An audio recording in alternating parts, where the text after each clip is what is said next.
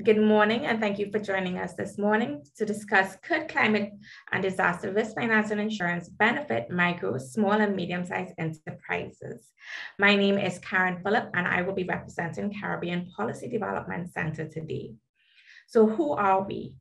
CPDC is a coalition of Caribbean non-governmental organizations. It was established in 1991 to sensitize NGOs and the general public on key policy issues and to impact policymakers on decisions which put the interests of Caribbean people at the center of Caribbean development.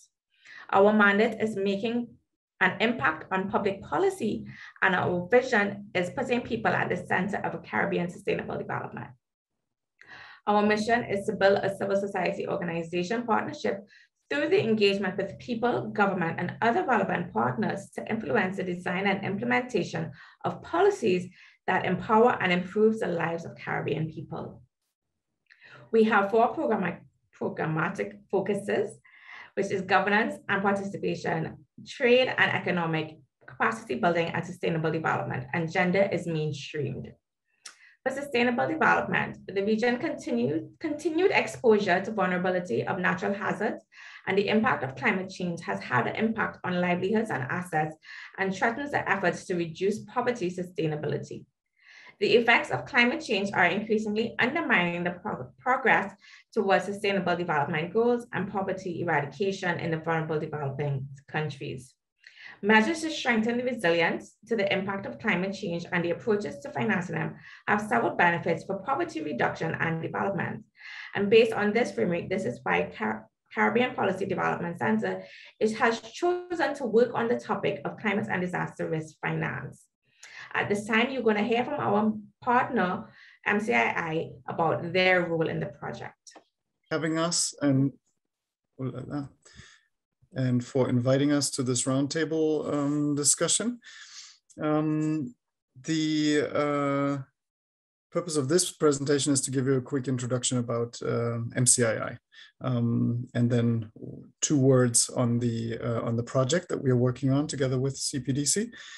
So first of all, what is MCII? Who are we? MCII is the Munich Climate Insurance Initiative is a leading think tank on climate change and insurance.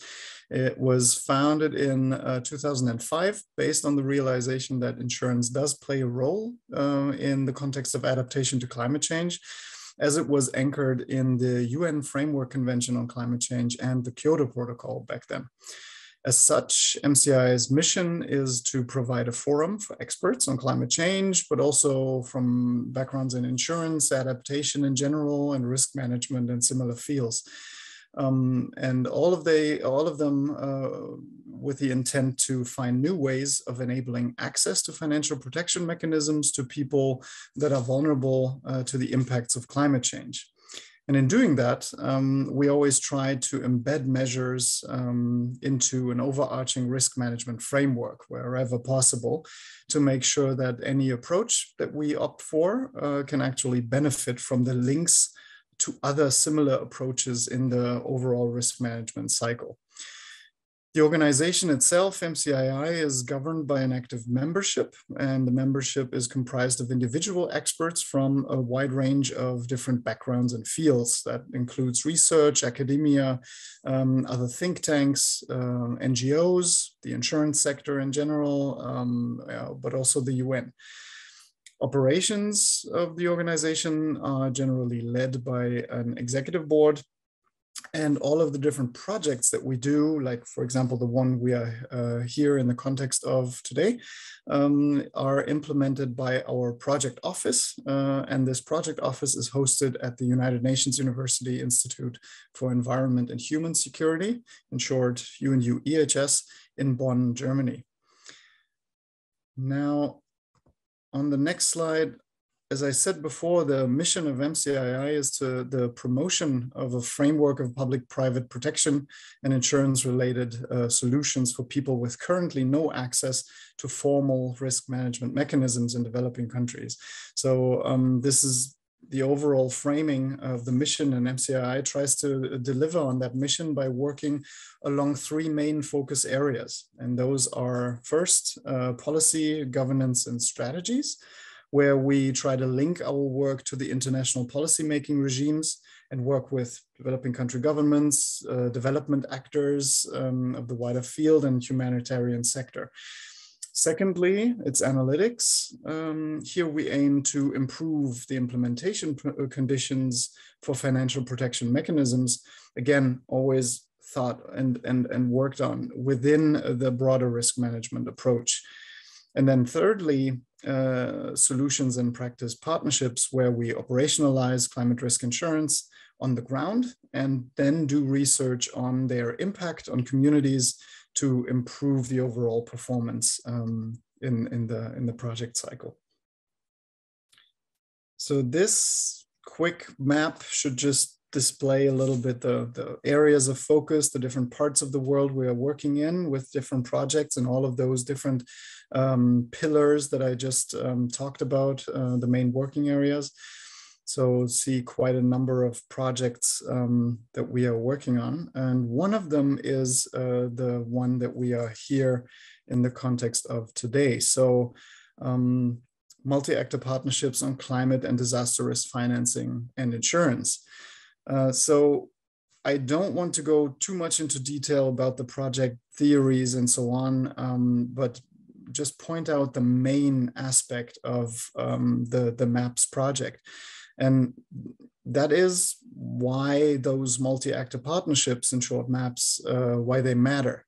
So MAPS on this particular topic of climate and disaster risk finance and insurance are a pretty important piece of the puzzle because they can strengthen the perspective of vulnerable people on CDRFI in general. And then in the context of these partnerships, the actors together can help bring these perspectives into the relevant policymaking processes and help make the supply of CDRFI solutions more demand-driven to actually make sure that the beneficiaries actually benefit from the approaches that we opt for.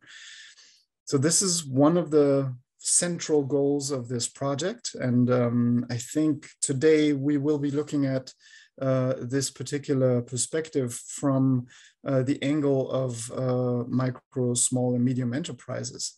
And for now, I will leave it at that in terms of an introductory statement. But my colleague Victoria is also on the call with us today. We'll go into more detail later on with a particular focus on this MSME connection to CDRFI. Thanks. Thank you so much, Michael, for that brief introduction. And you're right. So this project is being implemented in 3 regions, being Caribbean, Africa, and Asia. And now we're just going to take a brief look at what we've been doing in the Caribbean. Let me just share my screen.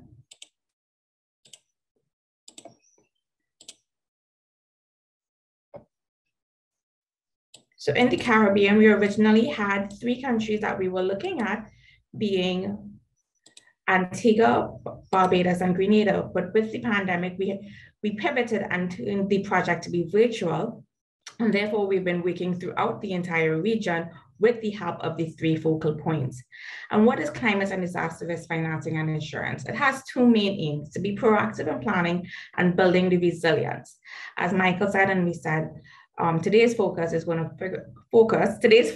on building the resilience of the Barbadians MSME through the climate and disaster risk finance and insurance. And the overall aim is to reduce the negative impact of disasters and climate change on vulnerable groups in select developing countries through the use of poverty-oriented and human rights-based climate and disaster risk measures in the context of InsuResilience Global Partnership. So what have we done to date? We have the creation of the Caribbean maps, which we have 37 members to date. We created 2 policy magazines, such Pathways to Sustainable Development and Pathways to Equal Protection. We also launched our social media campaign, Meet Crystal, our climate change champion, which we hoping will break down these tough terms and help you have a better understanding of what CRFI is and how we could benefit the region. We also have have 2 other videos that we did, Meet Farmer Joe and Building This Resilience. This is our 5th virtual consultation in our series, our roundtable series. And we also have 3 educational awareness articles that look at stuff such as the national contribution determined in Grenada. And then we also have 3 research papers, Gender and Parametric Insurance, looking at small farmers. We have Racing Against the Tide, Climate Change, Disaster Risk Insurance, and Hucksters, a Grenada case study. And then the one that we're looking at today, recommendations for encouraging CRFI uptake among MSMEs in Barbados. And all these outputs can be found on our Risk Resilience Hub on our website. It is the first hub of its kind in the Caribbean, which allows persons to have direct access to the policies that we're dealing with, being the SEDAN framework, Sustainable Development Goals, and also the Paris Agreement. And it also has these outputs and other materials developed by the InsuResilience parties. Right, thank you. And at this time, in order to set the framing of the conversation, I'm going to hand over to Victoria, who's going to give us a little more insight of how CRFI could help MSMEs. Right, thank you, Karen. I will just try and share my screen. Do let me know when you can see my screen. Yes, it is up now. All right, give me a sec. I have to figure out how to play this. Okay, sorry, give me pause share, stop share. Okay, slideshow. Okay, this should work now. All right, perfect. Okay, you can see my screen? Okay, thanks for the thumbs up, Michael. Thanks for the kind introduction, Karen. As Karen Michael already said, my name is Victoria Seifert. I work with MCI. I'm a colleague of Michael's and also work very closely with CPDC, especially Karen, Richard, and Kristen on the MAP project. What I would like to do is to not take too much of your time and also not too much of the insights that will be provided by the team later today. I'm still seeing a black screen. Okay. Maybe at the end of the presentation. No, I'm at the beginning of the presentation. I can try and stop share again. And please. All right. Okay. Can you see, right now you should see a black screen, I assume, right? And let me know whether you can see something now. Can you see the slides? No. All right, apologies. Give me one more second. Usually that worked fine.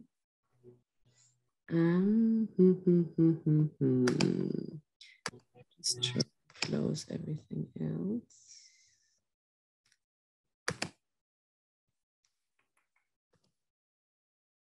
Still nothing, I guess. It looks like it takes a little time to share because it still says you started screen sharing, but I don't see slides. Okay, what I will do, Karen, can I send you the slides quickly and you can share them with me? Okay, perfect. Thank you. And I can just talk while those slides are being transmitted through the internet. So what I want to do, as I said, is to set a brief framing for today's conversation, mainly looking at MSMEs, climate risks, and insurance from a global level. And what I would sort of like to highlight as an example is the experience that we at MCI made in the context of our work with the V20, with the group of the V20, which is an association of 48 climate vulnerable countries, also including several members from the Caribbean, such as Barbados, the Dominican Republic, Grenada, Haiti, and St. Lucia. And in our work with the V20, we've also taken a much closer look at MSMEs and specifically the insurance needs of MSMEs in the context of climate change. And what we saw, and the reason for why MSMEs are so important, is that amongst V20 economies, MSMEs contribute between 20 to 70% of GDP. They constitute more than 80% of all businesses. They power countries' export revenues and make up 40 to 90% of employment. And in the context of employment, what is also important to note is that MSMEs oftentimes also offer employment opportunities for lower skilled workers and women, and they thereby support particularly vulnerable population segments and also provide an important avenue for developing the human capital of those MSMEs employees as well as owners. Now, at the same time, however, as I think we're all well aware, MSMEs are also particularly vulnerable to the impacts of climate change. And that is true for agricultural MSMEs, but that vulnerability or those impacts and effects aren't only limited to agribusinesses. And when looking across sort of V20 economies, we tried and look a bit more into how climate impacts develop or translate into financial and material impacts for MSMEs. And what we can see is that climate impacts sort of affect MSMEs via 4 different fronts, which is a conceptualization that goes back to a Philippine author team. And those 4 fronts can be named capital. Basically, the climate impacts sort of affect MSMEs via affecting or damaging the capital of MSMEs, the capital stock, via impacts on the logistics or the logistics infrastructure that MSMEs operate within, as well as impacting the labor or labor supply or employees of MSMEs as a 3rd front. And on the 4th front, climate impacts develop negative effects for MSMEs through the market itself, right? So what we do see with regards to MSMEs that in difference or in contrast to, let's say, larger corporations, MSMEs are very much embedded within their communities, right? And they operate on a local, maybe on a regional level within certain countries. And if climate hazards strike, such as flooding, cyclones, typhoons, and so on and so forth, what happens is that usually the customer base of MSMEs is affected as well, which then leads to drops in demand for MSMEs, even though they may still be able, to supply or perform certain services. And the reason, or several reasons, of why MSMEs are having such a hard time to sort of respond to natural hazards or the impacts of natural hazards, or to prepare adequately, come down to quite a few, but we can group them largely around issues that are related to lack of capital or lack of access to capital, specifically credit, for example, to invest in risk-reducing activities. What we can also see is that MSMEs may not be aware yet of the climate risks they are facing, as well as what those climate risks actually mean in terms of financial impacts and the impacts for their businesses, and may also not be aware or specifically knowledgeable in how to manage or mitigate those climate risks.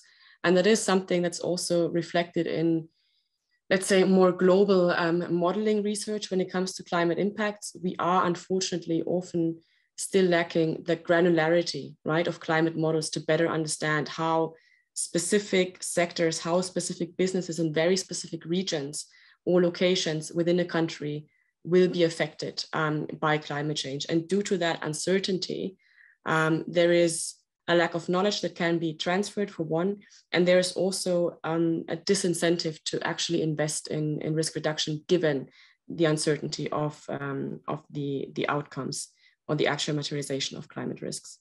Now, that being said, what I also wanted to do, and I think this would work better with a graphic that I had prepared. I'm trying my best to explain it verbally.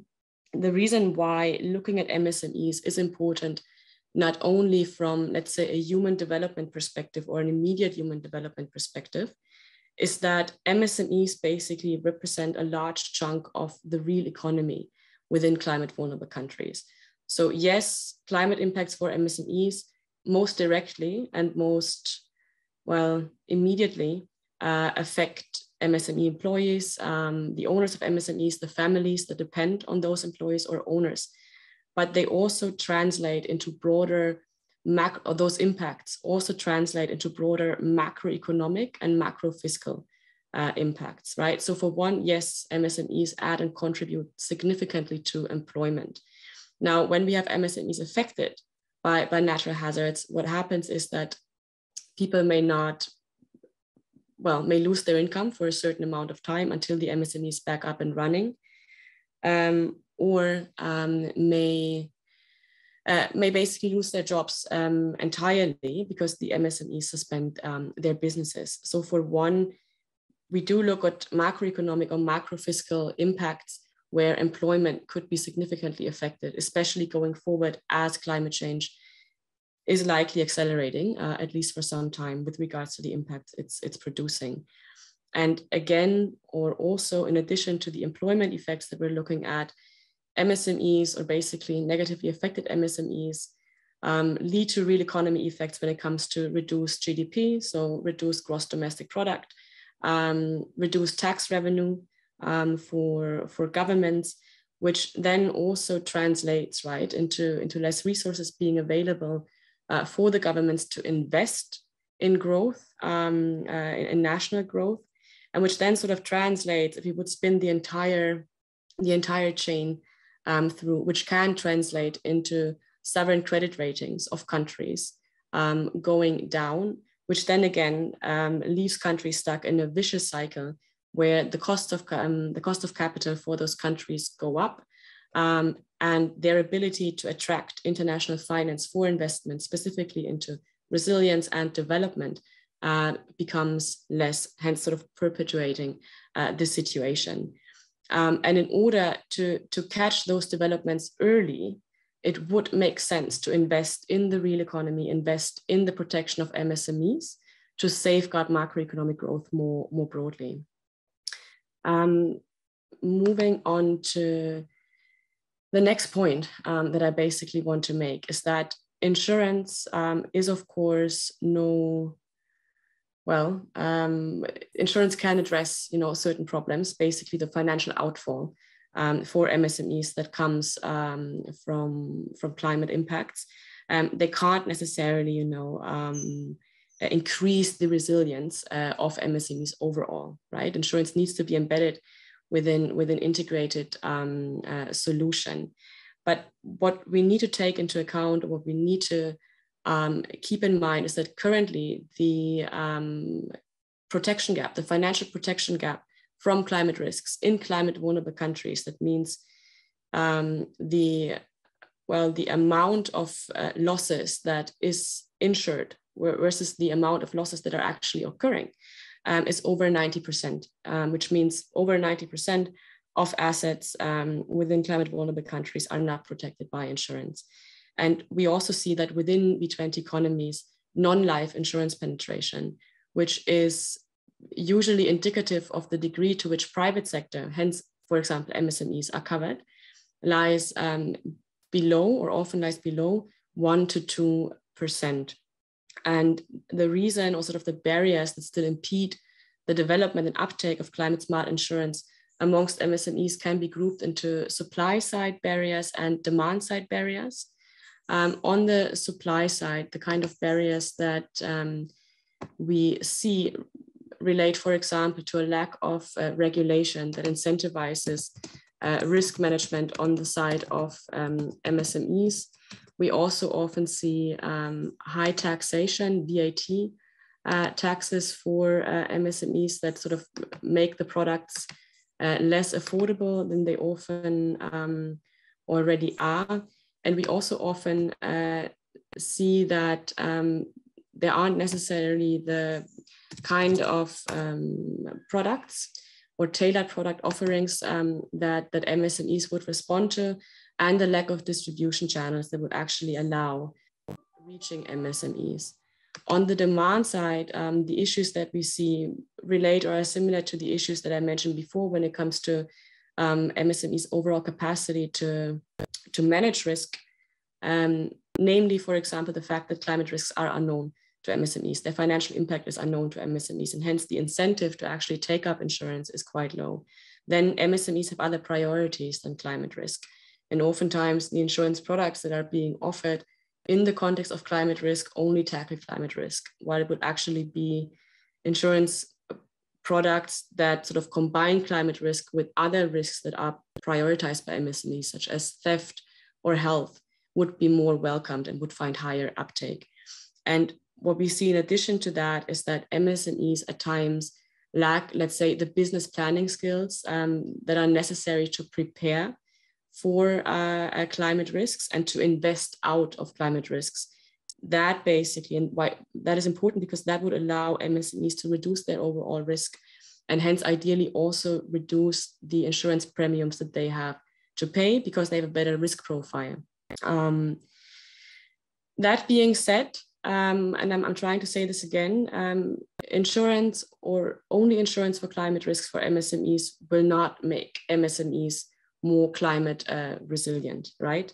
What we sort of think solutions need to focus on is that insurance is provided as a part or as a part of an integrated solution, right? That also offers, for example, risk advisory services to MSMEs. And as I said, bundles insurance products for climate risks with other products that are of interest to MSMEs. I've already mentioned some of the insurance products or coverage types that could be interesting. What could also be interesting is to link insurance instruments to credit access and hence allow MSMEs via accessing the insurance to also get access to capital that they would need, for example, for investments in climate resilience or in better productivity. And I'm coming to the end of my presentation. I'm apologizing for the slides not being available yet, and I will share them after the meeting. Oh, I just got them. So you just got them. Okay. You can tell me which slide you want me to The very last slide. You can jump to the very last slide. Great. Thank you, Karen. What I want to close with is to basically just give you a very quick heads up on a country-led implementation initiative, specifically on enhancing the access to climate smart insurance for MSMEs. And that is the V20-led Sustainable Insurance Facility. That facility has been developed under the leadership of the V20 and in close collaboration with UNEP FI's Sustainable Insurance and MCI. And that facility will be launched this year at COP and is conceived to be a project pipeline development facility, basically assisting V20 finance ministries in scoping the protection needs of MSMEs and in developing project proposals that can then be submitted to funding vehicles dedicated to disaster risk finance. And what this facility is trying to do is to focus on those areas that I have just outlined, namely to bring action or to mobilize action within 5 areas that focus on better MSMEs needs responsiveness, proactive risk management of MSMEs, or fostering proactive risk management of MSMEs, and to also align interventions on climate smart insurance for MSMEs with broader risk financing frameworks. Because as I mentioned in the beginning, several of the impacts that affect MSMEs, for example, market impacts, but specifically logistics impacts when roads are blocked, for example, or flooded, aren't necessarily within the management space, the risk management space of MSMEs. So it needs large scale public intervention as well in order to make sure that what we are trying to drive with regards to financial protection for MSMEs through insurance products is complemented by the necessary resilience investments through the public sector. And the 5 action areas would basically focus, for one, really identifying the concrete needs of MSMEs, the kind of risks that would also need coverage, and trying to build the business case for domestic and regional insurers to serve MSMEs. And I'm sure the team coming after me will speak a bit more about that. Develop bundled insurance solutions, strengthen distribution channels to really reach scale, and product uptake, provide advisory services that also enhance the financial and the climate risk literacy of MSMEs, and lastly, really trying to widen MSMEs' budgetary space through bringing in the necessary policy interventions, for example, VAT exemptions, to allow MSMEs to access insurance more easily. And I will stop here. And again, thank you for your patience. I apologize for the technical issues that I had. And back to Karen to take us to the next segment of this roundtable. Actually, Victoria, you could just, you said there was a slide that would have been better if we could have seen it. Slide 4, yeah, that is slide 4. Okay. Just want to let you walk through this. Yeah, so this was the slide that was trying to contextualize and to explain a bit more broadly why climate risk insurance for MSMEs is important, not only from a human development or an end beneficiary perspective, but is also important from a macroeconomic and macro fiscal perspective. So right now there is, for example, a lot of talk around countries increasing cost of capital in the context of climate change, specified or increased risk premiums that countries have to pay due to the impacts of climate change on their real economy. And this is outlining that. Obviously, there are other impact channels as well that sort of affect the climate risk profile of a country. But if we look at the situation where MSMEs represent a significant chunk of a country's economic fabric, right? And we then look at how climate impacts affect MSMEs via those 4 fronts that I outlined previously, via damages on their capital stock, via negative effects on labor supply, the logistics that sort of they are embedded within, and the market, those damages translate into negative effects for several macroeconomic and macro fiscal parameters. So for one, they can limit and reduce employment and employment opportunities. They can limit and reduce a country's overall GDP and tax revenue, basically government's income, which then again, as I said, leads to negative effects for the investment space that the countries or the governments themselves have. And that leads to negative effects on growth projections for those countries. And those sort of effects taken together are all considered when rating countries' sovereign credit worthiness, right? And why this isn't necessarily happening at large scale already, with intensifying climate change, we could face a situation where countries' sovereign credit ratings are downgraded, which then means the cost for countries to access international capital, to access international loans, increases because the risk profile increases. And via that sort of feedback loop, what then happens is that what we see is a sort of vicious cycle where countries lacking the access to capital to invest in resilience become even more unresilient, if you want to say that. Obviously, this is a very stylized example of those impact channels. As I said, other factors play a very big role as well. We also know that we do have several countries that aren't necessarily rated at the international market yet, but it is something to keep in mind as to why protecting and investing in financial protection and broader resilience interventions in the real economy is so important. Yeah, Karen, that was that slide, and I'm happy to answer any further questions. But I think I already took up quite some time, so leaving that to you, and back over to you, Karen. Thank you so much for providing that framing. Are y'all hearing me? Because my computer is still saying that I'm muted. Yeah? Hearing you, yeah. Okay, thank you so much for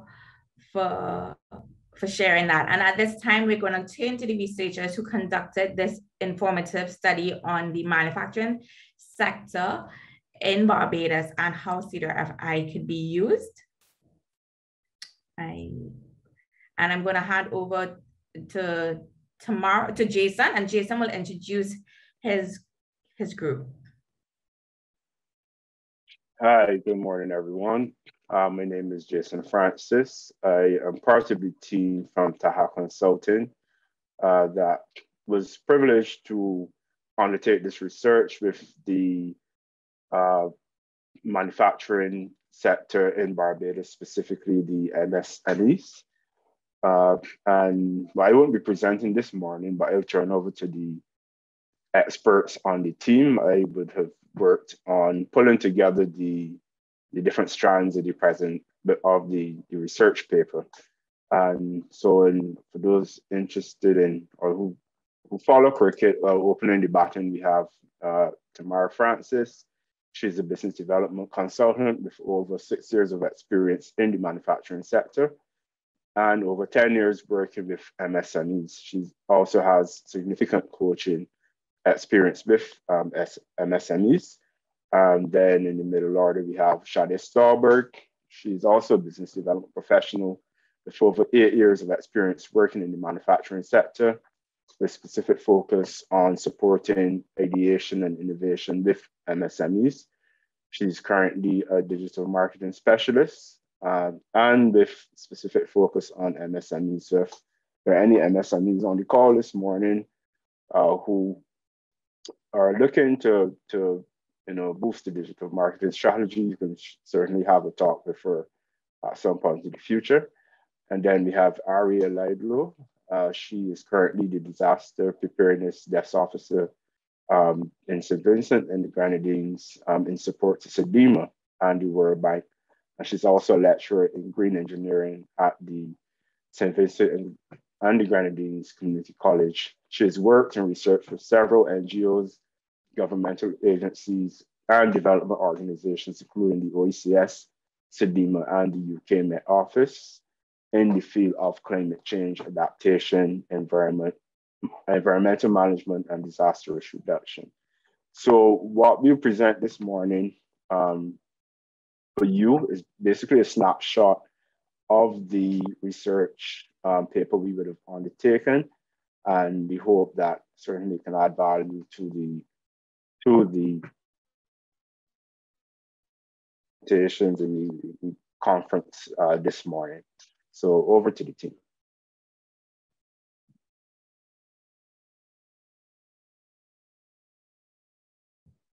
Sorry, hi, good morning, everyone. My name is Amar Francis. I will just take you through briefly the first third of the presentation, and I'm just looking at that specifically to the MSME sector. I'm just having a little trouble changing my slide. So as Jason would have said, I work with the MSME sector still currently. I do a lot of coaching, and I'm very happy to be here to present to you. So just a little brief overview for you. As Victoria would have mentioned previously, the MSME sector does take up a good chunk of its the contribution to the economy of Barbados, and a Small Business Association report in 2016 said that 92% of the formal enterprises in Barbados were categorized under the MSME sector. And with that, with those businesses accounting for 60% of the overall private sector employment. And I just wanted to briefly say what we mean when we say formal employment. So formal sector. So formal means that the companies are actually registered. So they go to the registration process here in Barbados. It's called CAIPO, which is Corporate Affairs and Intellectual Property Right Office, which they register their business as a business name, which gives them a formal registration process. We know from, well, I'm letting you know from working within the MSME sector, about half of those, more than half of businesses in the MSME sector are also not registered, so which would have been highlighted in the SBA 2016 report. So we would have undertaken to look at the manufacturing sector specifically, just for a couple of reasons. One, when persons think about getting into the ease of entry into getting into the MSME sector. So most of the time when you think of people becoming employed, they lose their job, they want some way to earn money to feed their families, and they go into what we will call cottage industries first. And then the hope is that the business support organizations that are here available in Barbados would facilitate or encourage them to grow So what I'm saying is that when you, for example, look at the current pandemic, persons would have lost their jobs. While they're home, they need to still pay their rent, they still need to pay their utilities, and they still need to buy food and groceries. So they might go into, I don't know, one of the easier ones are, one of the easiest sectors in the manufacturing is going into food manufacturing, especially agro-processing. So they might make some pepper sauce, they might make some bottle seasoning, anything like that, and they would sell it. So they become part of the MSME sector. So when we were looking at the sectors that we could possibly do some research in, that the ease of entry and the research being undertaken in the sector made the manufacturing sector quite attractive in looking at what is currently going on in relation to disaster risk financing and insurance. So between 2015 and 2019, there were an average of 88,420 persons employed in the sector, which accounted for 6.5% of the total population employed during that time, according to the Barbados Statistical Service. This would have been a significant decline from back when, in 1980s, when there was over 15,000 persons employed in the sector. But despite that decline, we still know that the manufacturing sector still plays an important role in the country, not only for Barbados, but a lot of the Caribbean countries, because it is one where we can look to gain foreign exchange, especially in a climate like pandemics or any hazards or natural disasters that occur that stop the tourist market for a small, short period of time, where tourists can no longer come to the island, which is normally the main economic earner for a country. Then we can always turn to tourism to bolster those earnings. Sorry, manufacturing to bolster those earnings. So again, the Small Business Association study in 2016 revealed that there were 9,651 formal MSME companies in Barbados, which accounted for, and in the manufacturing sector, it was 972, which is roughly 10% of the sector, of the MSME sector. And those companies can be further broken down into micro, small, and medium. And in the Barbadian context, there's a national MSME policy, which kind of categorizes how we treat to the terminology. So you are categorizing the sector based on the number of employees you have at the time, the annual sales the company is making, and the investment. So if you have 5 or less employees with an annual sales of less than $500,000 and investment of less than 100,000, sorry, then you're considered micro. And then the medium is more than 100 employees with annual sales of greater than 8 million and more than $3 million in investment.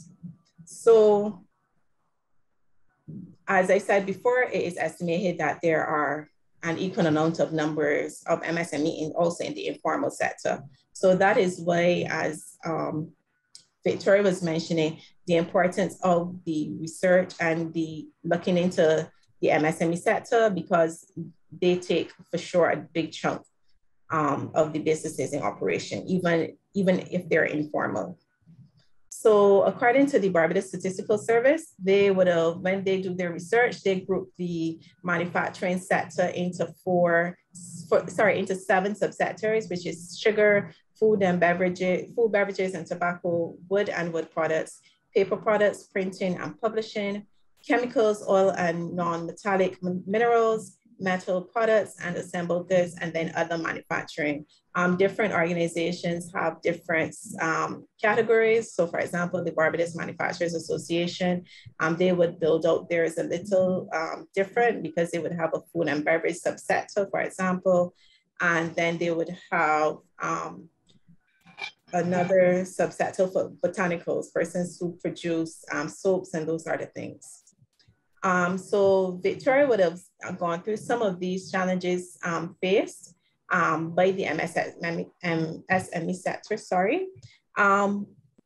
So I would try to go through the ones that she hasn't touched on it. For many of the smaller companies, for sure, as she would have said, Victoria would have said, the access to seed capital, especially loans loans, any loans or any venture capital, any capital that they would, and grant financing, capital that they wouldn't necessarily have to pay back. A lot of the companies, when you're going in for loans, they need some sort of collateral, some sort of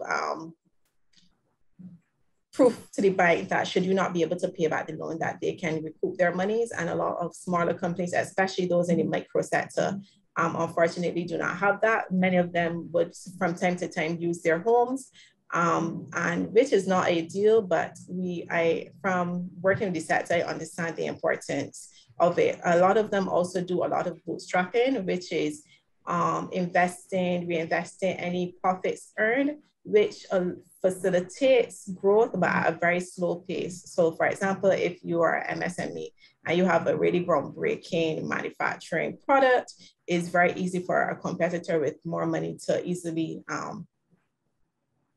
replicate what you're doing if it is easily replicable.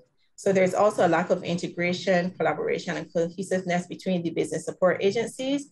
There are a lot of business support agencies in Barbados, and we are very grateful for that.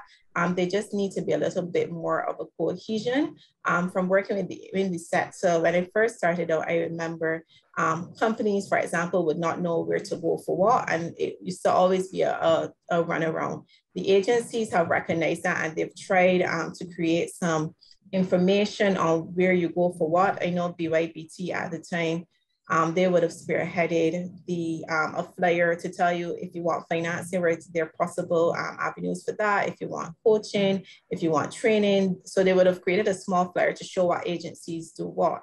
But also there's still some sort of duplication among the agencies, because some agency, or most of the agencies do training. And for example, so it depends on which agency the company feels more comfortable with at the time, or what information they have, that they would invariably end up at one and necessarily need to go to another. For example, the Barbados Investment Development Corporation, if you start to grow and you're looking at exporting to the regional market, then you go there for them, but you might have started out at Barbados Youth Business Trust or a youth entrepreneurship scheme or a manufacturers association. So that's just what I'm saying. There's also difficulty in finding specialized skills to suit the needs of these specific subsectors, and unavailability of specialized human capital to undertake specific jobs. So for example, there's a lot of things that would allow the companies to gain efficiencies and effectiveness, like process engineering, and we don't have enough or many persons involved in those sort of activities to provide support to the sector. There's also, as the world becomes more globalized, the companies in Barbados, they're losing their tariff protection to more cheaper imported products, and therefore they will be for sure losing some market share and profitability. There's also increased digitalization in the competing territories, especially when you look into the US and Europe. They have found ways to use technology to make their processes faster, easier, and much leaner.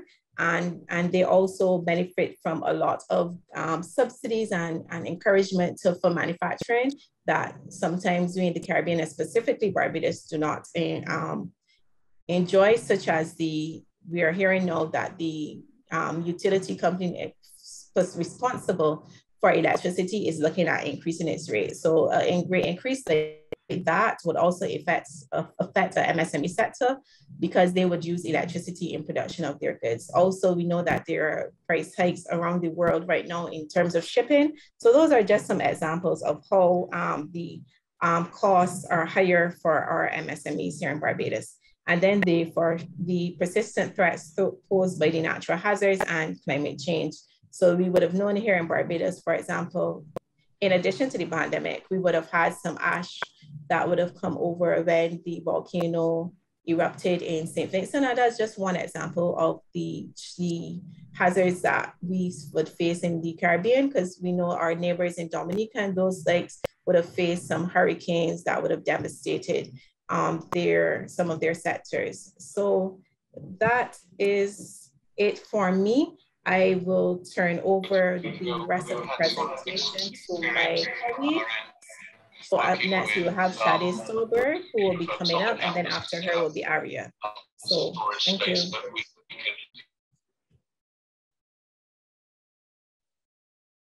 Hi, good over to morning. you, Shade. Hello? I was just saying over to you, Shade. Oh, no problem.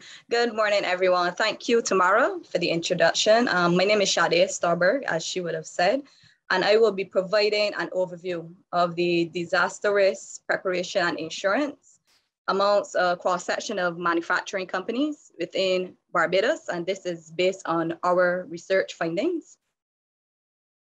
Okay, so climate change and disaster risks obviously pose a significant stressor to Barbados. The shifting risk profile will affect an outcome of a wide range of decisions affecting individual, societal, and economic well-being. As most of you would see, Barbados is already experiencing some of the effects of climate variability and change through the damage posed by severe weather systems quite recently, up to say 2-3 months ago, as well as more subtle changes in temperatures and rainfall patterns. Given the risk posed to the country and the potential for an increase in the intensity of tropical storms, it is obviously necessary for small businesses to have access to climate and disaster risk financing. Hold a minute, please.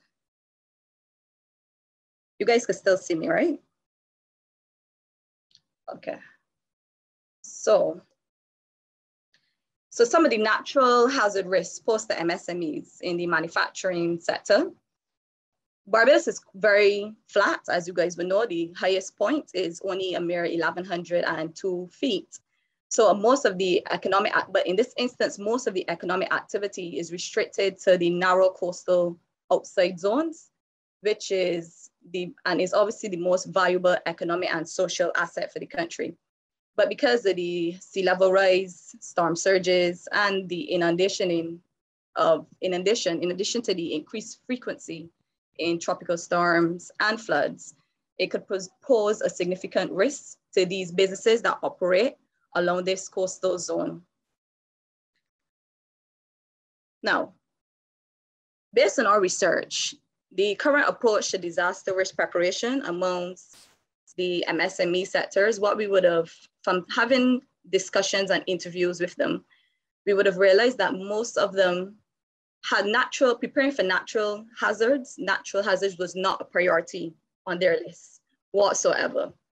For them, most of them were of the belief that natural hazards usually never occur in Barbados. Prior to these hurricane, or some say a tropical storm that we would have had this year, the last hurricane that we would have had in Barbados was back in 1955 with Hurricane Jeanette. So they have this false sense of security that we are safe, that they're safe. So many of them did not see insurance or preparation as a priority. Most of them actually did not have any plan or policy in place to respond to any natural hazards or threats. Many of the MSMEs that we would have interviewed, most of them had between 1 to 8 employees working within the manufacturing facilities. And in most instances, they were the only person who had this plan or policy in place in case of any natural disaster threats. So their plan was actually in their heads and not communicated to most of the other employees. So there was no SOP present. They had, as I would have mentioned before, their false sense of security also was because of the buildings that they actually occupied. In most instances, these were government buildings, and they believed that these government buildings were secure and strong, so they didn't need any additional insurance or any security. Lastly, they operated even though Barbados is flat, relatively flat, again, they were of the opinion that where their buildings were located, they weren't in the flat regions. So in case of any flooding, they would not be affected by the flooding because they viewed their buildings as relatively located in relatively high areas, which again, was false. Some of the barriers, in talking to them, some of the barriers to obtaining disaster risk insurance, it wasn't a priority. They didn't see it as a priority. No one communicated it to them that it was a priority. Many of the insurance companies, we have spoken to insurance brokers and some insurance companies. And for many of them, they viewed this category of customers, which were the MSMEs, as less valuable than individual customers. So they placed, many of the insurance companies placed the profitability on individual customers and not MSMEs. In one instance, one individual that I would have spoken to at a well-known insurance company, she was telling me that many of the SMEs actually defaulted on their payments when it came to their payments, their monthly or yearly payments. Many of them defaulted. So because of this, the insurance companies did not view them as profitable. There's the high cost of the individual insurance products. Many of them, to actually receive or to get the individual insurance products, whether it was for fire, business continuity, it was quite expensive, especially for many of these micro, small, and medium enterprises. So because of the expense, they viewed it as something that could be avoided in the short term. Some of them who knew and understood the importance of insurance were of the belief that in the long term, it would be something that they would be interested in, but short to medium term, no. There was also a limited number of bundled products available. Also, the insurance companies that we would have contacted, and this is obviously domestic insurance companies, a mere 2 or 3 companies actually offered bundled products, bundled insurance products. In other instances, persons would actually have to buy the individual products to get the insurance. Some of the manufacturers did not understand, and this goes to the point of lack of awareness of what the insurance market has to offer. Many of them did not even know what was available.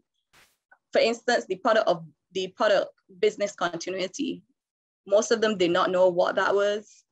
When you use it, when it's used, they had no knowledge of it.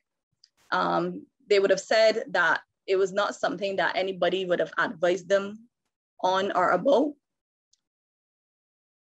Low financial literacy on insurance products and how they work. Again, it goes back to what I was saying before. They're not educated about the importance of insurance, how to go about getting insurance. No one, when most of these manufacturers get into business, insurance is not something on their checklist of things that they would need or things that they should have. Greater difficulty in accessing formal services for unregistered small manufacturers. As Tamara would have mentioned, many of the manufacturers, especially the micro manufacturers, would have, for lack of a better word, fall into business because of circumstances. So many of them are not actually known to the business support organizations here in Barbados. So it's obviously difficult to access formal services if you're not known per se. And then there's the lack of policy incentives to encourage the uptake of insurance. Currently, in Barbados, there's no formal policy incentives. So many of the manufacturers that they just manufacture, and insurance is more, it's not something that is proactive, is more reactive.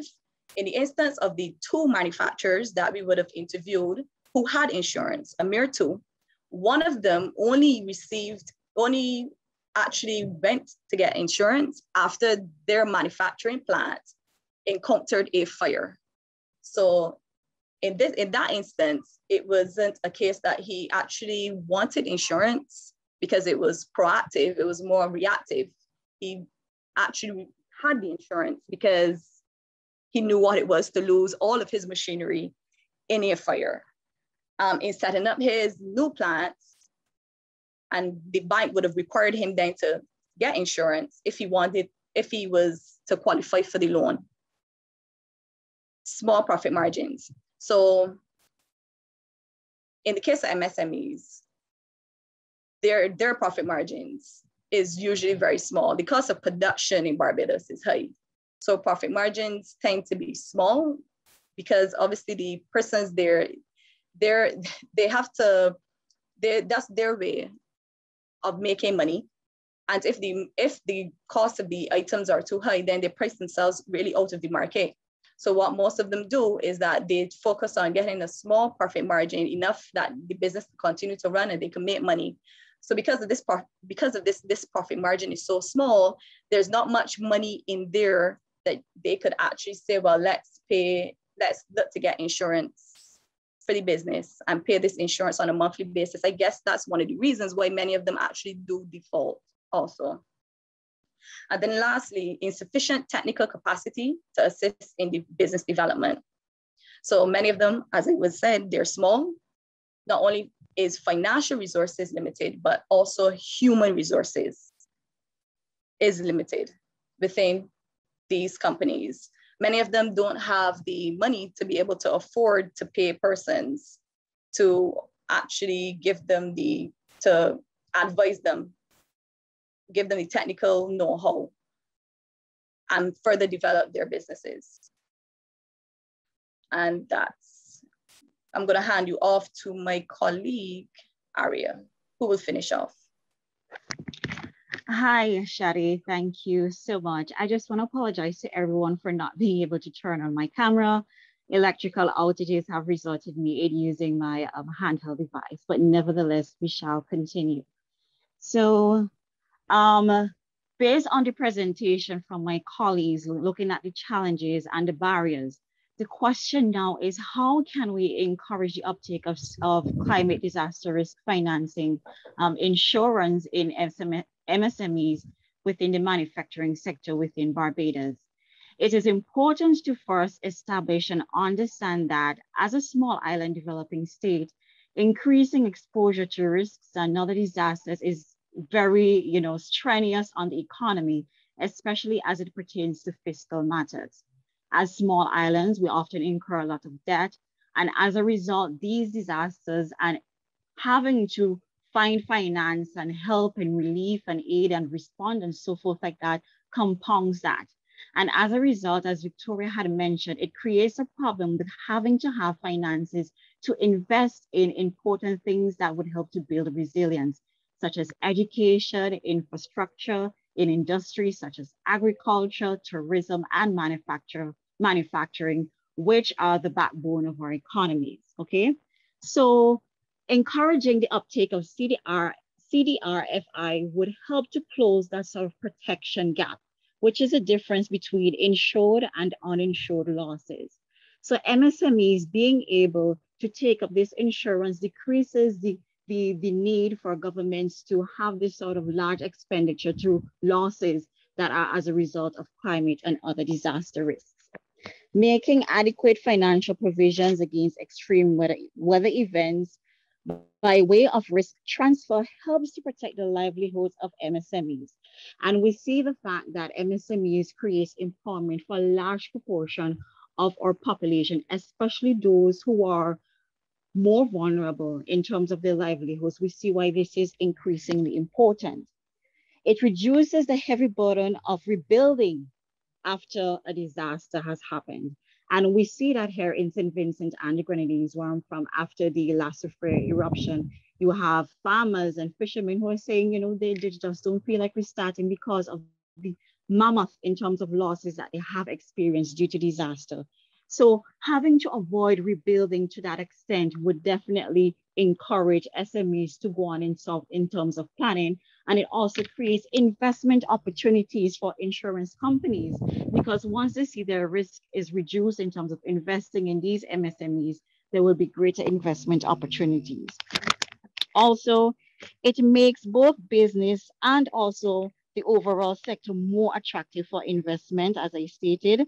And it provides financial institutions with greater confidence in lending capital to small businesses.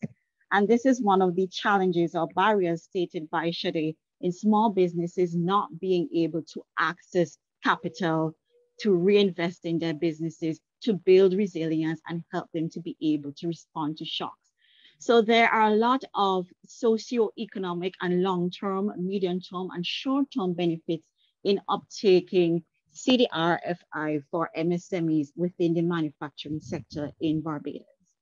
Next page, please. So the question is, what do we do and how do we challenge the current approach?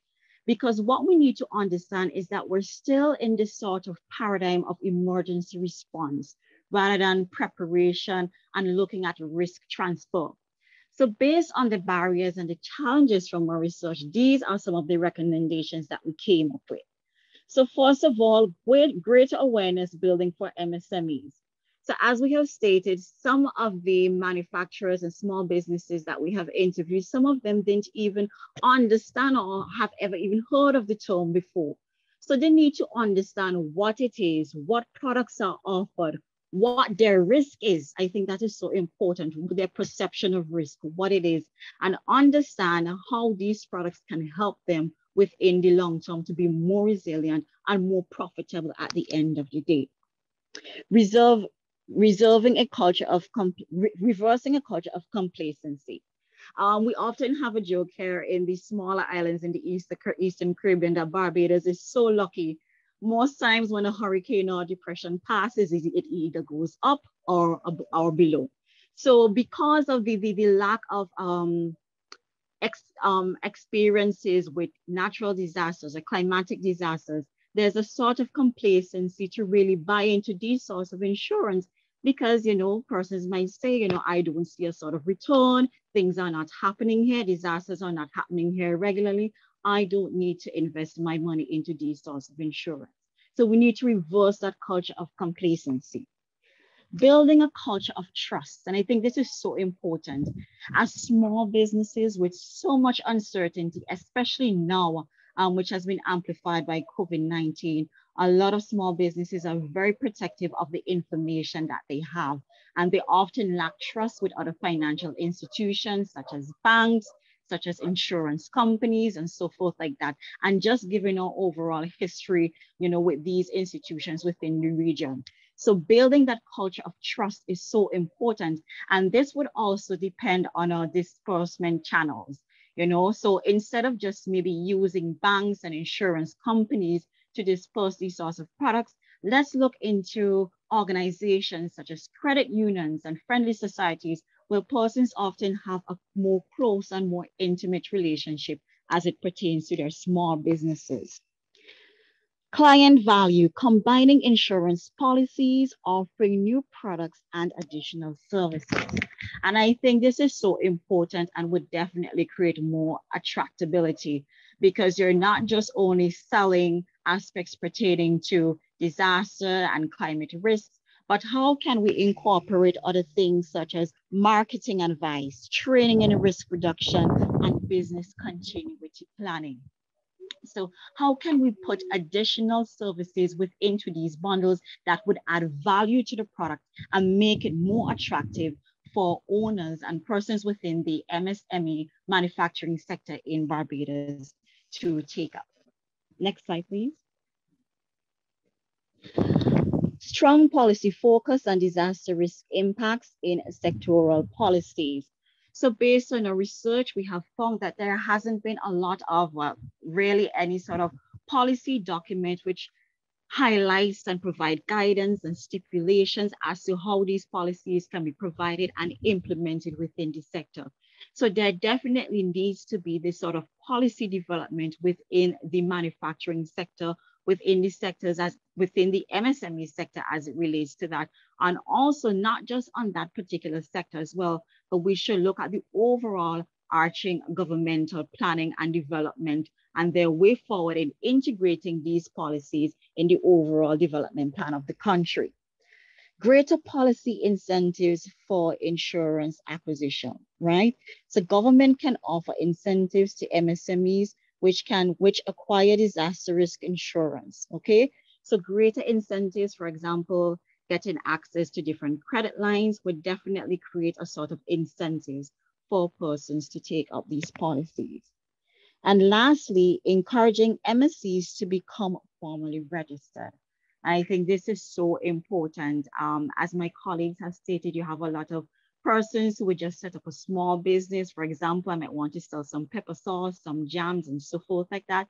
It's just my little way of making an income. But I think it is so important in order for the policy and effectiveness of that policy to be tangible and realized, MSMEs must be registered so we have a greater picture of what the situation is.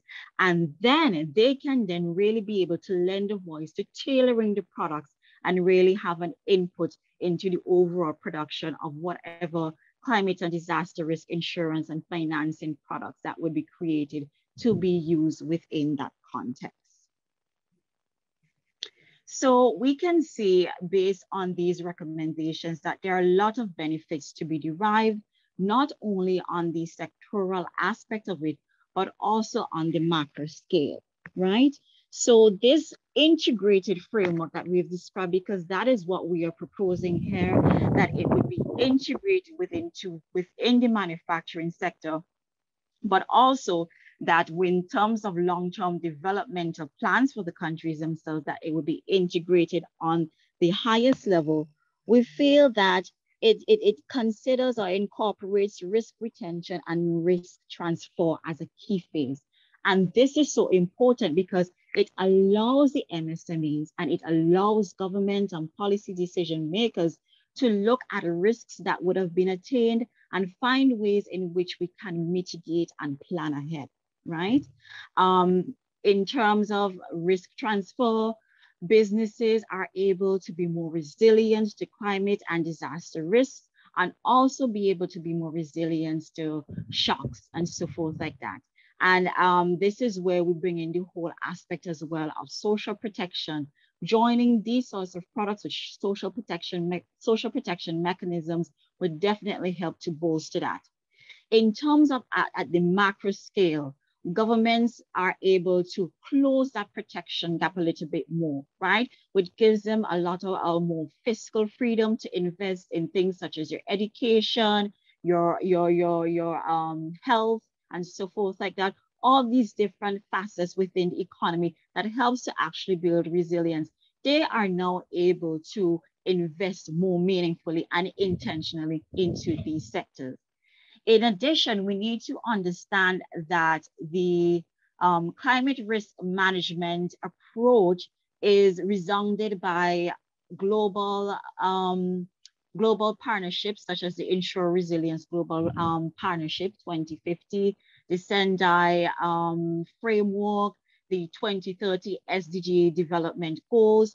So if this is resounded in these documents, having this approach helps to plan a way forward to fall in line with these global agendas and meet the targets and definitely pave a way forward as it pertains to sustainable development for these countries and help to build resilience and so forth like that. So these are just a snapshot of our recommendations, and we are definitely open to your questions and the discussions coming forward. Thank you. Thank you so much for that informative presentation from the three of you all, Tamara, Shadi, and Aria. And yes, there will be questions to be answered. So Anne-Marie, do you want to go first? Hi, yes, thank you. Yes, I'd like to go. I have a pressing issue.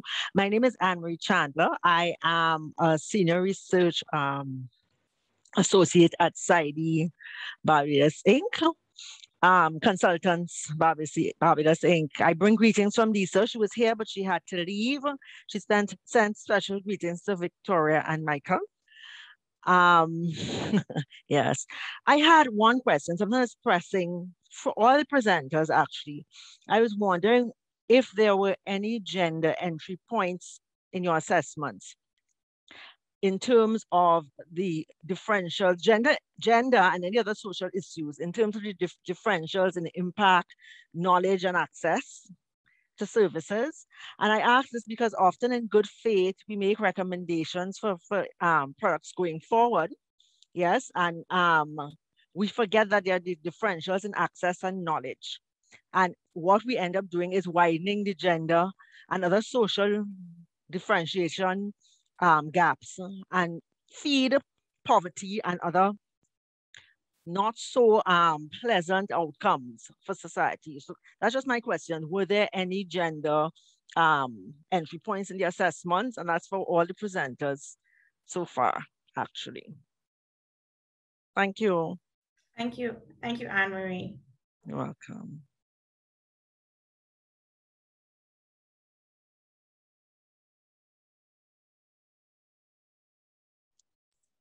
Perhaps, well, I didn't present, but perhaps I could take the question. I probably should hold some scrolling as well, but no, we did not. We did not necessarily, I guess you can say, integrate gender into the research. I think in the focus group sessions, we did ask, I think we did ask 1 or 2 gender specific questions, but I don't think it came out the way we wanted it to. I know we did a breakdown of we would have done a breakdown of the participants by sex. I'm just trying to remember, I think the majority of the participants would have been in the focus groups would have been men. But the ones who were women, we did remember specifically, for example, that there were persons who were balancing their business along with, still having some type of employment. Otherwise, they were also taking care of their children and taking care of the elderly parents. I think we have 1 or 2 instances of those. So I think that was perhaps a gap that we definitely miss. And hopefully if we have another opportunity such as this, we could definitely zero in on that. Hi, hello? Can you hear me? Yes, hi. Yeah. Just a small correction. Approximately half the participants that we would have interviewed were actually women. So some of them were actually partnerships where they could have been at least 3 were both male. The owners were both male and female. And then the others were actually the businesses were owned by females. So it was a little bit more, it wasn't less than half, as my colleague Jason would have said. Right. Thanks for the clarification. So there were quite a few. Yeah, no problem. Thank you. Are there any other questions from the audience? We see that persons enjoyed the presentation and it was quite clear to follow, and we thank you for that as well.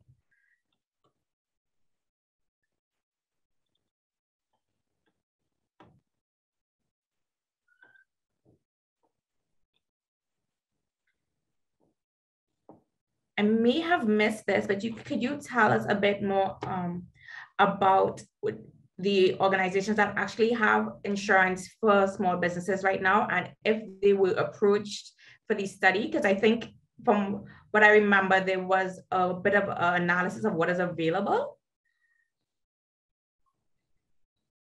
Can you repeat that question, Karen? Sorry, I didn't. So I was saying, based on what was said, you're talking about that we should look at other persons instead of insurance agencies, right? Looking at credit unions and friendly societies.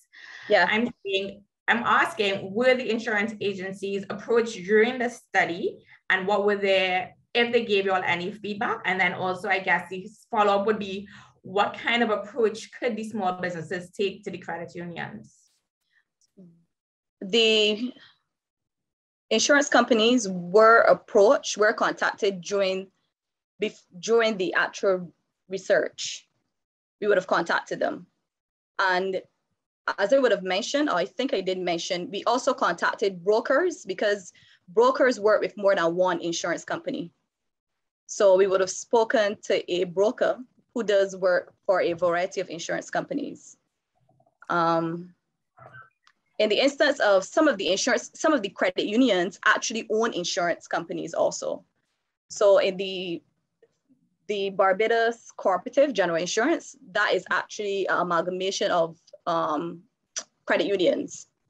So they offer insurance products under that particular organization. And I would have called and contacted, I would have spoken to someone at that particular insurance company that is owned by the credit unions.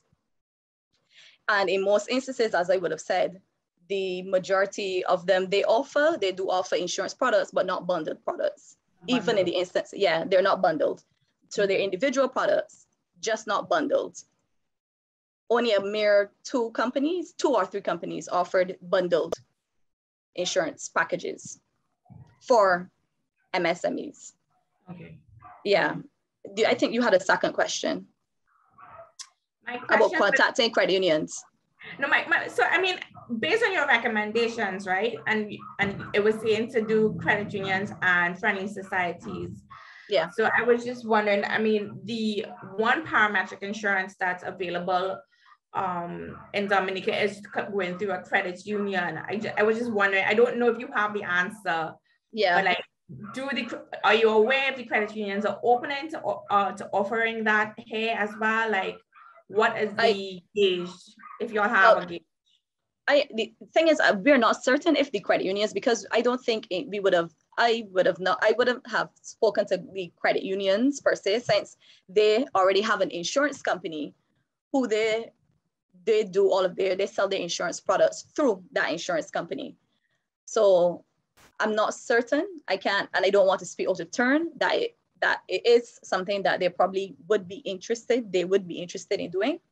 But based on the fact that they already have a company, an insurance company that they sell insurance products to, that they sell insurance products through, I don't know, it would be difficult to say that it would be hard to say that, yes, maybe they are interested in something like that. That's why okay. not? Why not just sell it through their insurance company, the insurance company that they own, the Barbados Cooperative General Insurance No problem. Company. Yeah. Problem. Yes, Anne-Marie? And it's about numbers too, before Yes, I forgot. It's about numbers, because when I would have spoken to some of the insurance companies, for them, the sector is, and in quotation marks, I say small.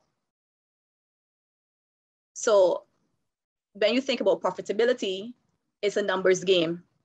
Yeah. So remember, I would have said that the actual set is not, the customer grouping is not profitable to them because it's small. Barbados is small.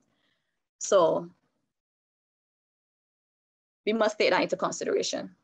All right, thank you so much. So yes, Anne-Marie, no problem. Go ahead and I'll jump yeah, I guess I'm being devil's advocate and picking up from what you said, Karen, because I see an opportunity here for community level, but I guess a formation of financial MSMEs in providing disaster risk financing instruments. And I mean, it's done in places like Africa. We already have things like SUSU in the Caribbean. Was that type of intervention analyzed in your work? Because there's an opportunity, I say, for creating more income. Leaving the bigger financial agencies, yes, we know they're doing work, but what was that angle of your assessment done? Just looking to see how you can involve MSMEs in the financial sector in providing risk. Okay, Anne-Marie, yes.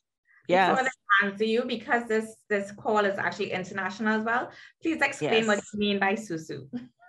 Well, SUSU is like a community. I'm not a financial expert, so I don't know if any financial experts can explain that more, but it's basically a community financing system for saving and getting bulk money when you need to do projects. But it's not very formal. I don't know if any financial people can explain it a lot more than I can. Right. So yes, building on what you're saying, it's not normally formal. Sometimes it could be a meeting of women, either women or sector group or work group, right? Yes. And they put money every month or every 2 weeks, and somebody gets the cash in hand as a payout. So yes, now you could. Thank you so much. But I think something like that can be used to develop into some kind of risk, or teach them how they can use finances from that into some kind of risk resilience system as well. I would say, I mean, I will let the researchers also answer, but I will say, I think that that is a way that we as Caribbean people have been using risk financing and beforehand and not using the fancy terms. So we know that we have the Susu hand coming in case anything happens, any hurricane season or whatever else, we have this extra savings that's not necessarily tied to a bank that we could use to help recover. So it's important, it's important to note that while, yes, we have all these new official terms that help us understand what it is, the Caribbean society has always been doing disaster risk finance. It's the insurance part that might be a bit new and that we're scaling up our activities to ensure that it's a higher level of protection. Right. So that's my two piece. The researchers want to respond to you as well, they could do that.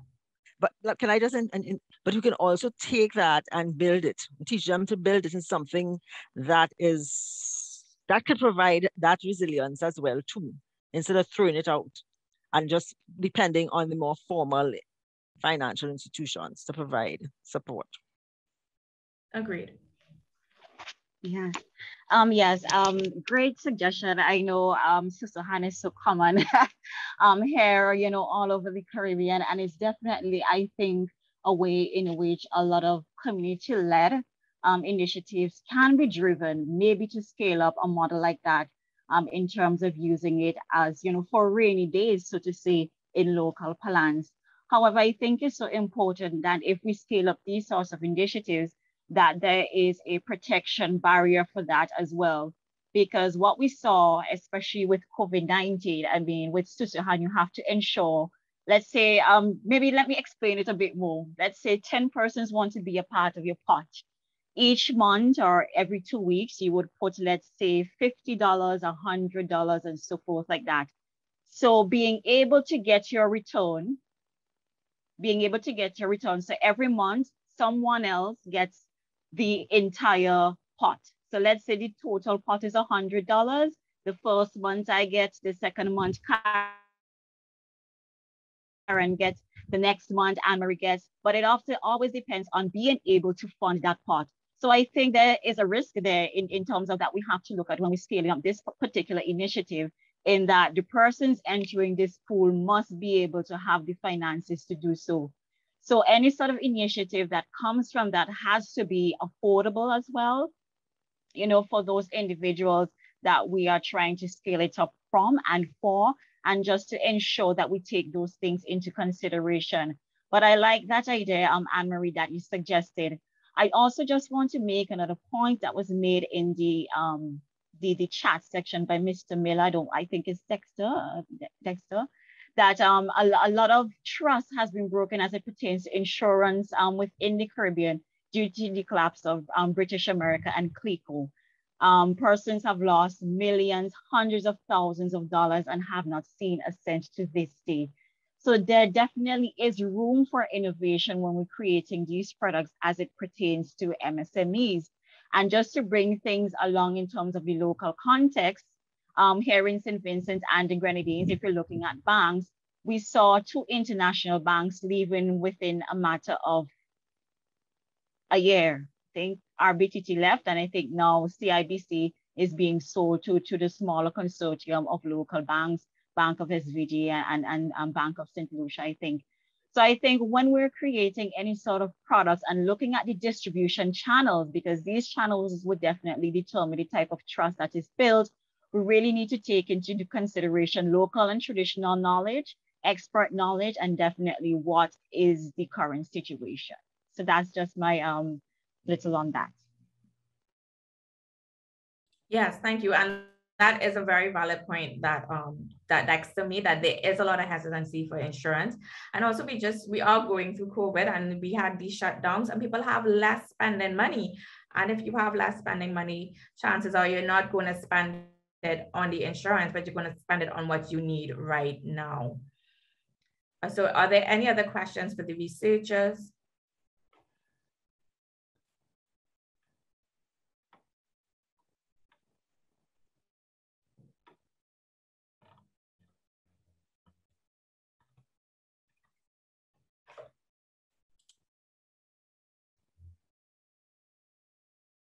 So I have one question here. What is needed to encourage persons to adopt CRFI systems and instruments into their daily living?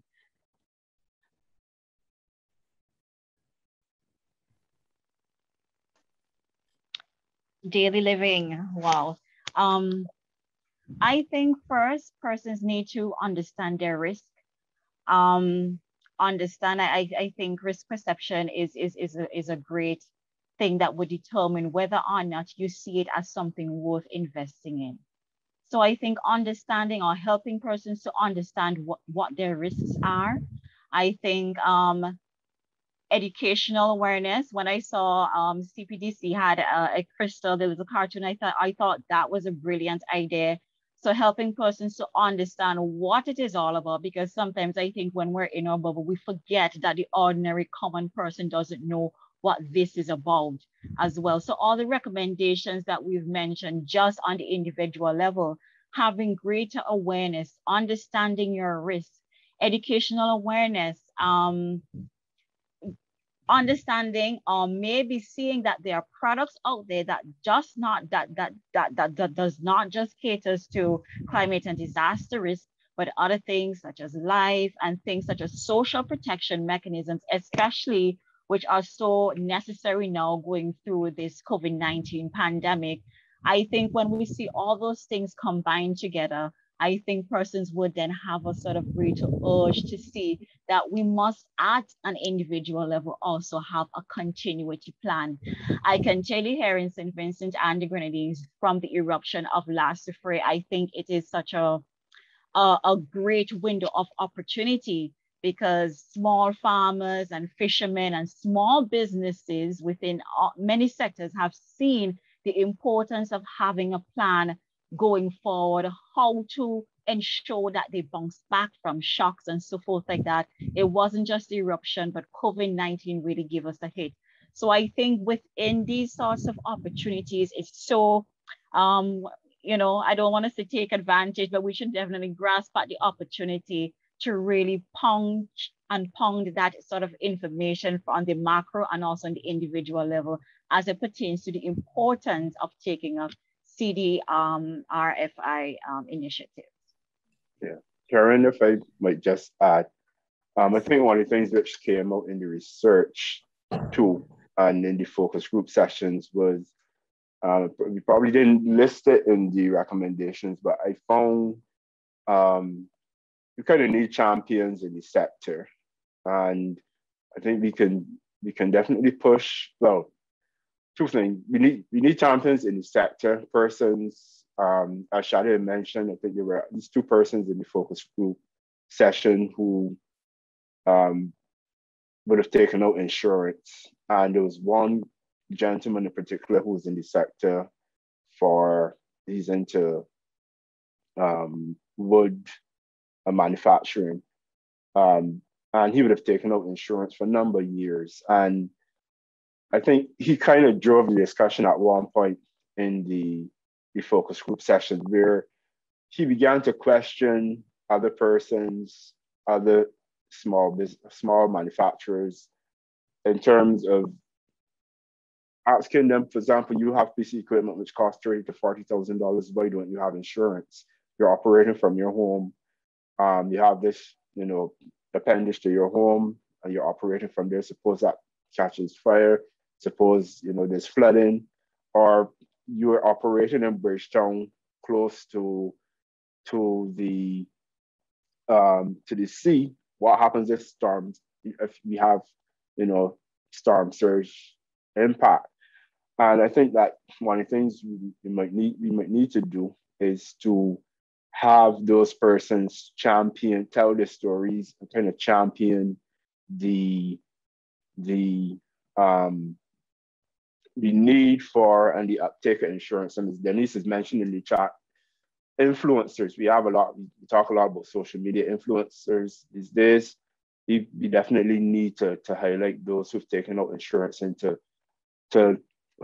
for them to tell this story. And the other thing is that, back to the question of this Susan and so on, I think we really need to work at the grassroots level. And the channels are definitely important. So coming from, there's that distrust in terms of relationship between the larger insurance companies and the small manufacturers where they don't feel valued. So we need to work at the grassroots levels, maybe through the association, some of the business associations. Through the through community groups, because a lot of these persons, for example, they may take up courses which are done through community-based organizations, and then they go into their own cottage industries and so on and expand from there. So we need to reach them through those means, so that they would take it more seriously, and then definitely break down the information to their level. And lastly, back to the question of gender, I was reminded that there was a stipulation that we, in terms of the list which we have for the manufacturers, that we went after equal men and women to get their perspectives. But again, gender considerations would be more heavily weighed if we do have a similar assignment of this type in the future. Thank you. Thank you, Jason. So we actually have quite a few questions. And if I go to Baron's question, any thoughts on how we could create insurance for the agriculture industry in the Caribbean, which I could tie with Devon's about if there's any discussion for umbrella agriculture offerings for insurance for farmers, small farmers. I know that MCI could probably, is Victoria still here with us? They could probably speak about the LPP for the farmer insurance. I'm still here, yeah. Thanks, Karen. I think in terms of available insurance products or what is, give me 1 second, sorry. Okay. Or what is available in the Caribbean, there is a product that has been developed in collaboration with other actors in the Caribbean and MCI that is called the Livelihood Protection Policy, which is a parametric insurance product. And that isn't necessarily tailored to farmers only. It can be accessed by whoever feels a need to access the insurance product, but would be available for farmers. What I would, however, like to point to is that I believe in one of the last roundtables, specifically, I think in the context of, I'm trying to remember the country. I think it was it Dominica? Was it? I think Dominica, it was the flexible hurricane protection in Dominica. Yeah, the flexible hurricane protection in Dominica is similar to the LPP. But I think we did hold a roundtable with colleagues from Grenada. And in Grenada, they are currently, or the Grenadian Ministry for Agriculture is currently working together, I think, with Willis Tower Watson and a local or domestic insurer on developing an insurance product for nutmeg farmers.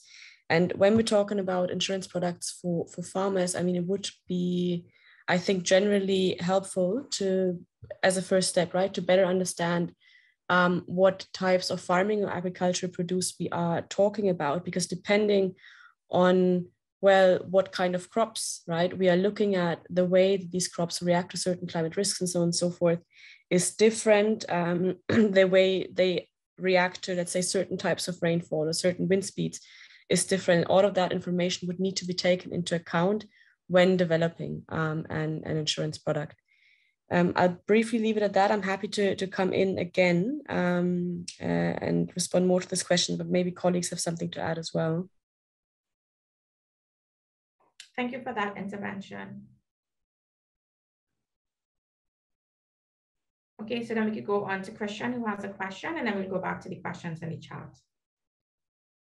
Thank you, Karen. You can hear me clearly, right? Yes, we can. Right. So Tamara would have raised the point of the unique challenges experienced by MSMEs and basically the importance of the MSMEs to the sector, to the manufacturing sector in Barbados. I'm just wondering if in the focus group discussions or the general research, if you guys found any streamline packages or any information that the MSMEs or the manufacturers highlighted as important to help them move forward and increase uptake in CRFI in Barbados?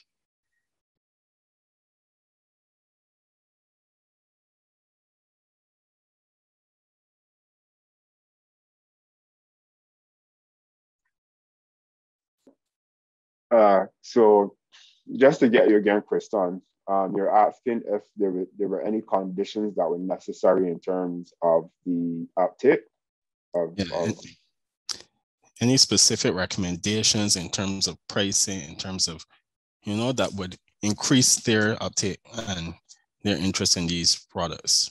Yes, there is. There are actually a number of I guess you could say conditionalities put forward. I guess Shade could jump in and help me in this one. Certainly the offer of the bundle products certainly was something that was advanced. I think because the individual products tend to be more expensive, and the brokers did say that some of the individual products would be expensive. So offering bundle products was certainly one way to make CRFI uptake more attractive. I think, was it Tamara that mentioned that, or Chad, anyhow, some of the insurance companies do not see the small manufacturers is necessarily profitable because they kind of they kind of default on their payments. And I think one of the things the small manufacturers asked for was a kind of a payment plan. So if they take up take out insurance, in other words, can they pay at more reasonable terms over time, so that because some of these persons are affected in terms of their cash flow situation, so they wouldn't want to be paying, well, let's say $1,000 a month when they could only afford $300 or $400, or $1,000 in 3 months when they could only afford a certain amount. So lower payments, I think that was one of the other major suggestions. And of course, I think the education aspect was a big one. I don't know if Shade wants to jump in. Yes. Additionally, a few of the manufacturers would have highlighted the difficulty in getting insurance. And when I say difficulty, when you're seeking insurance, what happens is that the insurance company usually sends someone to survey or to do an inspection of the facility where the manufacturing is taking place or will be taking place in the future. So what would have happened for a few of the manufacturers we would have interviewed, they were interested in insurance, but when the insurance person would have come out to the facility, they did not pass inspection. And in that case, they weren't even made aware of what would have needed to be done to pass. So the person came out, they did a survey of the area, and then they told them, well, based on what they're seeing, they won't be able to get the insurance. But they did not educate them or inform them as to what will need to be done if they wanted to get the insurance. And when that occurred, it's obvious that the manufacturer was taken back, for lack of a better word, and he never pursued insurance after that. So what would need to be done is when Jason spoke about education, as far as what products are available, also education as to what they will need to do. What do the manufacturers need to do to get their facilities insurable, so that when they do seek to get insurance, they're not turned back. It's an easy process for them to get the insurance, because obviously we all know that but they always tell us that the first impressions are lasting. So if when you go to get insurance and the first time you're trying to get this insurance and that's what you're met with, it's obvious that most people will be, wouldn't be encouraged. It's demotivating, matter of fact. So yeah, so we need to educate the manufacturers on what needs to be present when they actually go to get insurance. That's important. In addition to that, some of the manufacturers would have highlighted the fact that yes, you could pay insurance for years and never draw down. And then you don't get back any of that money that you've, for lack of a better word, what they would have said is invested. You don't get back any of this, the money that you've invested.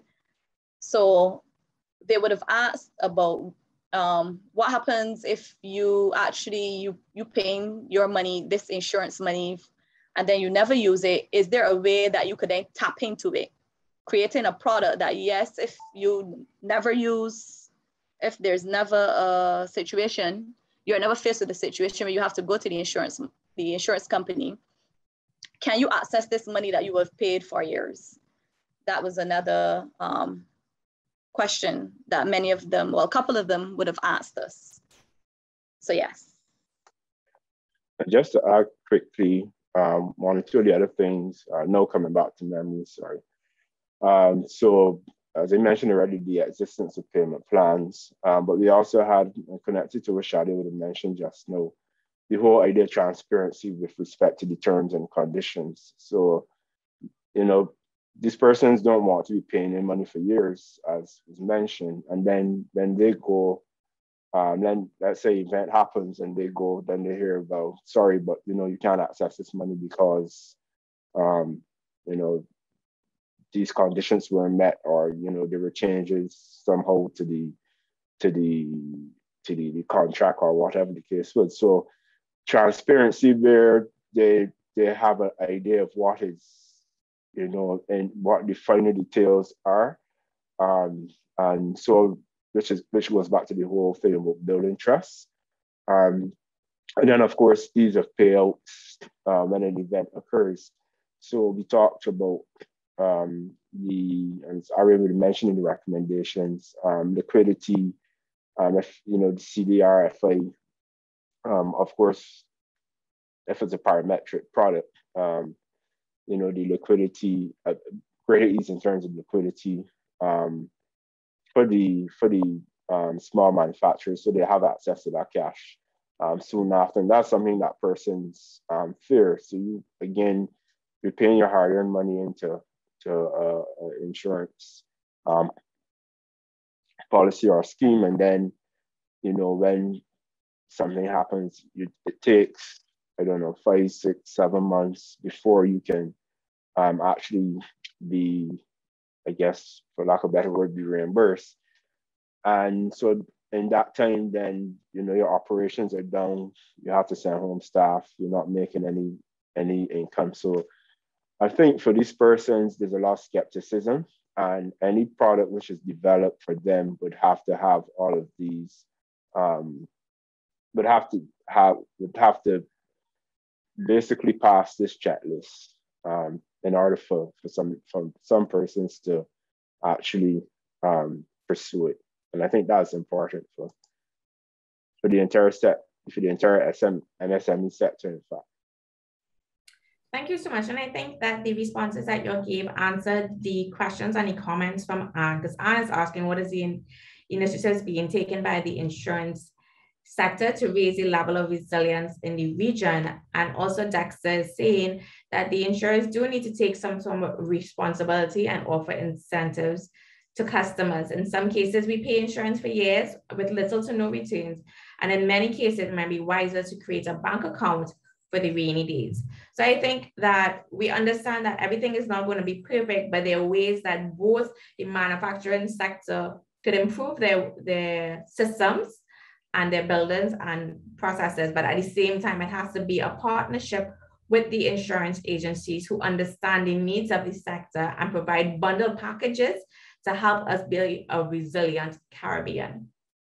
And I want to thank the presenters once again for this research. We will be sharing both the research paper and the position paper to all the participants, as well as the presentations. I thank you once again for choosing to spend this morning with me. It was truly an honor, and have a great day, everyone.